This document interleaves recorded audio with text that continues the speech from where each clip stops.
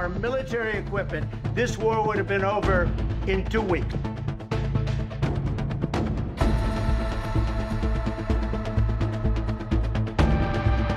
যুক্তরাষ্ট্রের president Donald ট্রাম্পের সঙ্গে হোয়াইট হাউসে হওয়া বাকবিতণ্ডতার জন্য দুঃখ প্রকাশ করেছেন ইউক্রেনের প্রেসিডেন্ট ভলোদিমির জেলেনস্কি। এছাড়া রাশিয়ার সঙ্গে যুদ্ধ বন্ধে যুক্তরাষ্ট্র যে পথে এগোতে চাচ্ছে সেই পথে এগোতে ইউক্রেন প্রস্তুত আছে বলেও ইঙ্গিত দিয়েছেন তিনি।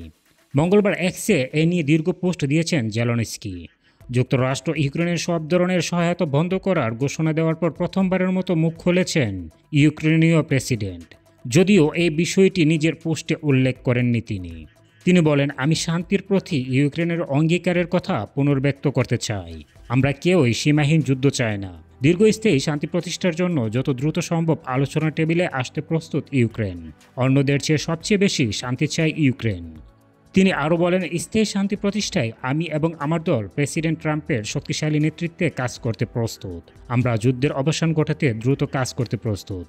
যুদ্ধবিরতির প্রথম ধাপটি কেমন হতে পারে সেটিরও একটি উদাহরণ দিয়েছেন ইউক্রেনীয় প্রেসিডেন্ট। তিনি বলেছেন, যুদ্ধবিরতির প্রথম পর্যায়ে হতে পারে বন্দীদের মুক্তি এবং আকাশে মিসাইল, ড্রোন ওরা বন্ধ, সঙ্গে জ্বালানি ও অন্যান্য বেসামরিক অবকাঠামোর উপর হামলা বন্ধ।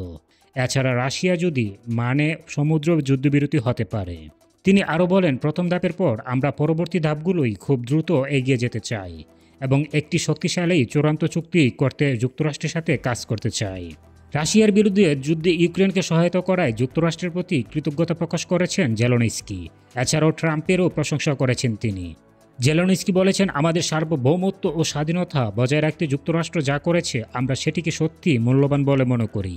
তিনি বলেন, আমাদের সে মুহূর্তের কথা মনে আছে যখন প্রেসিডেন্ট ট্রাম্প ইউক্রেনকে জ্যাভলিন দিয়েছিলেন, যা পরিস্থিতি বদলে দিয়েছিল। আমরা এজন্য কৃতজ্ঞ।